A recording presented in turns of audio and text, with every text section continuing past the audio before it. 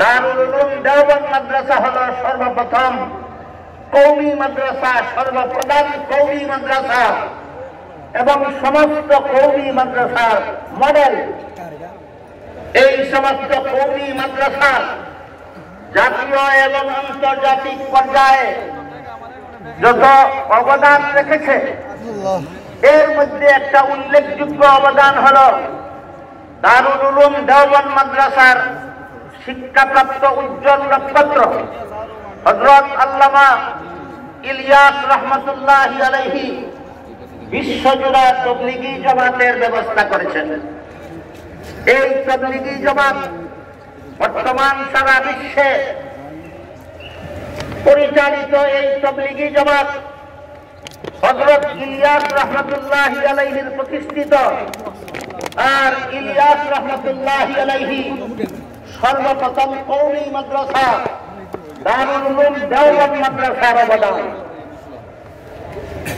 এই অবস্থায় ইহুদি খ্রিস্টানেরা যখন দেখল যে ইসলামের অবদান, মুসলমানের অবদান, ইসলামী শিক্ষার অবদানে বিশ্ববাসী উপকৃত হচ্ছে, তাই এই অবদানকে বঞ্চন করে দেওয়ার জন্য তাদের চিরাচরিত অভ্যাস মতো মুসলমানের আন্তর্জাতিক খেদমত, আন্তর্জাতিক অবদানকে বানচাল করার এজেন্ডা বাস্তবায়ন করার জন্য ইহুদি খ্রিস্টানদের পক্ষ থেকে কুখ্যাত সাদ আত্মনিয়োগ করে।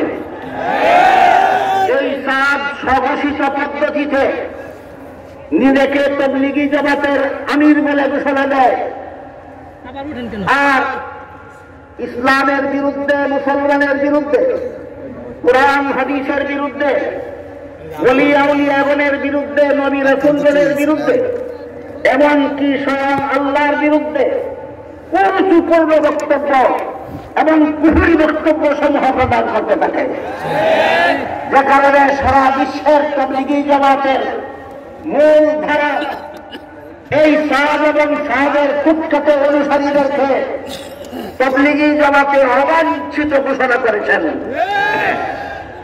এই কুখ্যাত সাদ তাদের অনুসারীদেরকেই তার নামে নেয় সাদপন্থী বলা হয়। এরা যদিও শিক্ষিত সমাজের সাদপন্থী নামে পরিচিত, কিন্তু সর্বস্তরের মুসলমানদের কাছে এরা সাদিয়ানি নামে পরিচিত। এই সাদিয়ানি গ্রুপ, সাদের অনুসারী সাদিয়ানি গ্রুপ ইহুদি খ্রিস্টানের এজেন্ডা বাস্তবায়ন করবে তাবলীগের মূল ধারায় বিচ্ছিন্নতা সৃষ্টি করেছে। এরা মূল ধারার তাবলীগী নয়, এরা তাবলীগের নামে বিচ্ছিন্নতাবাদী। যেমন ভাবে কাদিয়ানীদের ইসলামের নামে কর্মকাণ্ড চালাবার কোন অধিকার নয়, তেমনি ভাবে সাদিয়ানীদের তাবলীগের নামে কোন কর্মকাণ্ড চালাবার অধিকার নয়। আমি এই মহাসম্মেলনের পক্ষ থেকে বর্তমান অন্তর্বর্তীকালীন সরকারের কাছে আবেদন রাখতে চাই, বাংলাদেশে কাদিয়ানীদেরকে জানাবে ইসলামের নামে কর্মকাণ্ড চালানোর পর নিষিদ্ধতা আরোপ করতে হবে। তেমনি ভাবে বাংলাদেশে তাবলীগের নামে কাদিয়ানীদের সকল প্রকার কর্মকাণ্ডকে নিষিদ্ধ ঘোষণা করতে হবে।